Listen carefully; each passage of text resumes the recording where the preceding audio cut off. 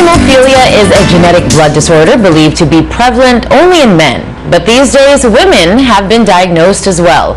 In the Philippines, estimates of hemophiliacs are at 100,000, but only some 1,200 have been diagnosed so far. Now, this morning, we are joined by a hemophiliac, Andrea Trinidad Echavez, to tell us about the support group that she formed. Good morning and welcome, Mrs. Echavez.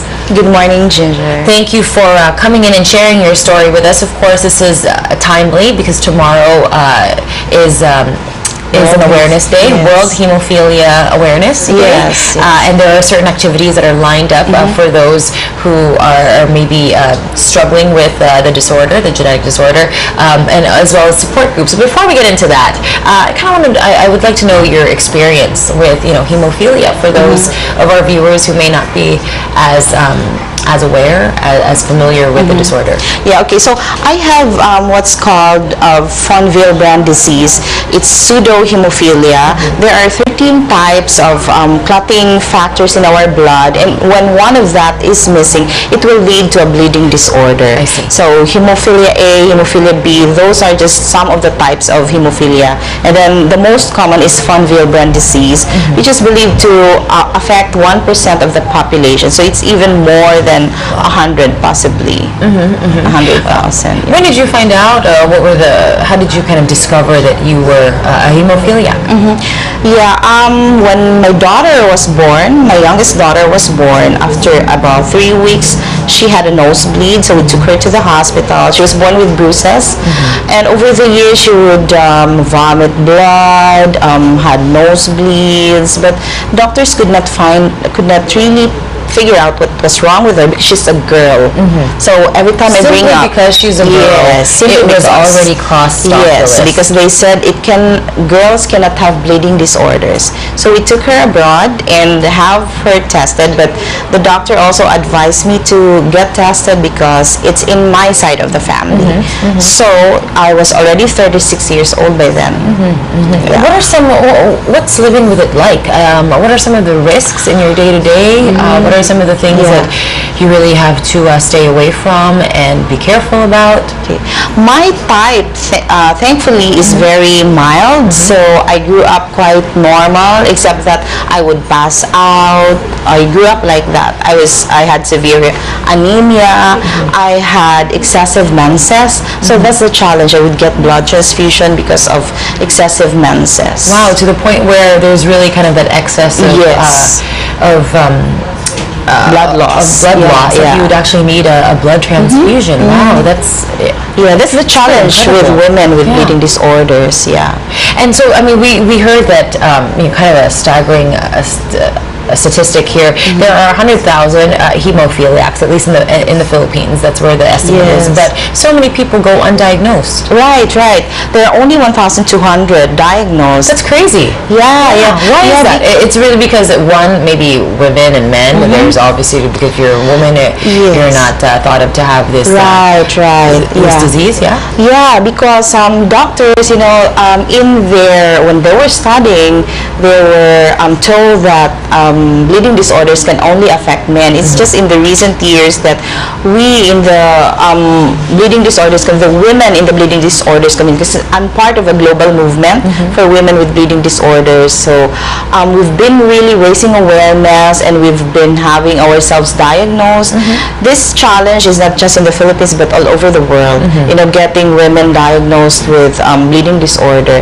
So that's why we're really trying to raise awareness so that people would know, and when they learn of the symptoms, have themselves checked. Well, yes, and it's quite important whether or not you are, especially if you are maybe a woman who's planning to have children. I mean, hemophilia is to blame for postpartum hemorrhage. It just is the second top cause of maternal deaths.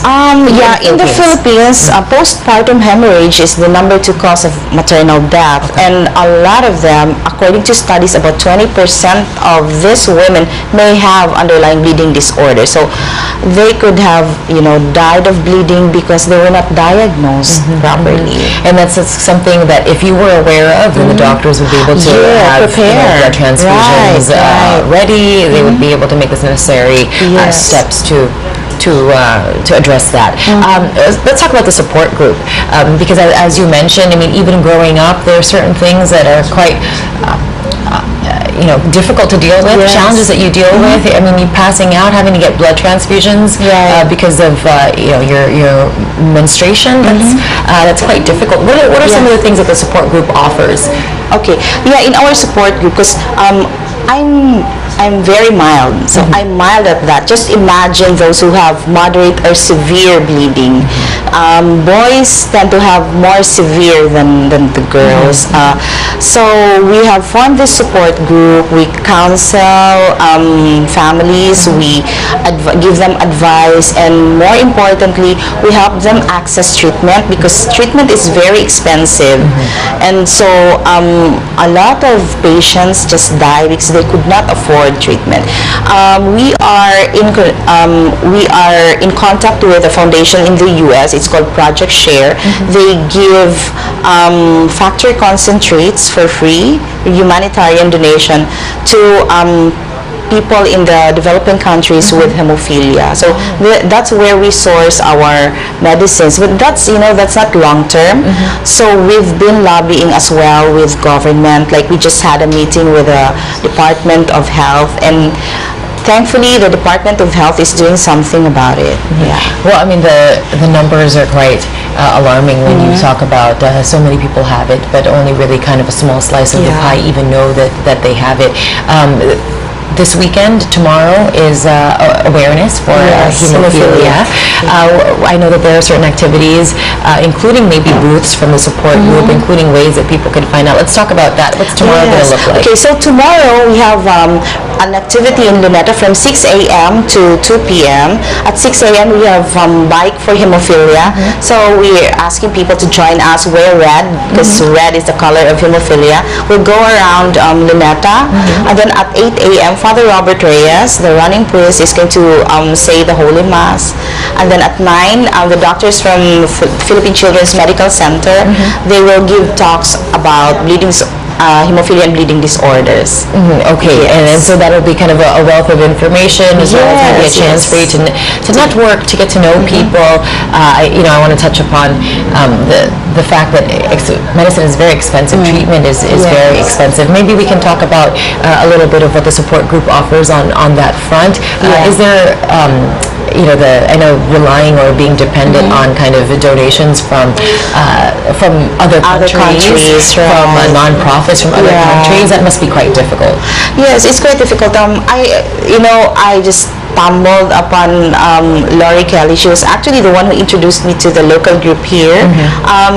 When we were diagnosed back in 2008, so I Googled, and then I came to know her through the internet, and she came here in the Philippines, and since then she's been helping us. There's also the World Federation of Hemophilia that's helping us as well. But this help, they're good but not sustainable. So that's why we're really talking with government to have an institutional support for hemophilia care. Okay, all right. Well, I bid you more power in that bid, but for today and for tomorrow, at least this weekend, let's create some noise about it. It's at Luneta Park. These activities are at Luneta Park. Will it be all day? I know we're starting quite early with the bike, and then the mass, and then the talks with the different doctors. We will end at 2 p.m. with a kite flying, so we'll fly red kites, because there's another activity in Luneta, so we'll have to end at 2 p.m. So fortunately, your case of this is quite mild. It's the most common, as you mentioned, but people deal with a harder struggle with hemophilia on a daily basis. What's that message? What's that very clear message that you want to send to them? I want to encourage all hemophiliacs, people with hemophilia, that we're all here for you, and we're in this together. With the right support, the right maybe access to different types of treatment and different types of support, then might make that struggle a little bit easier. Yes, that's right. Yes. Okay, well, Andrea, I thank you so much for being here. I thank you for sharing with us your story. One more time, the details at Luneta Park tomorrow morning, starting off at 6 a.m. Right. Go ahead. Yeah, so tomorrow morning, World Hemophilia Day celebration at the Luneta Park. We're near the Carino Grandstand, Manila Hotel side. So 6 a.m., that's Bike for Hemophilia. We're having an assembly at 5 a.m. So Bike for Hemophilia, 6 a.m., 8 a.m. Holy Mass, and at 9 a.m. we'll start the program. Of course, some fun kite flying to top that all off. Thank you so much. Thank you, And I hope you have a wonderful and successful celebration of World Hemophilia Day. Thank you, Andrea. Now, when we return, the U.S. shows off its defense arsenal at the Balikatan exercises, and President Aquino names the country's newest national artists. Find out who they are when Mornings at ANC return.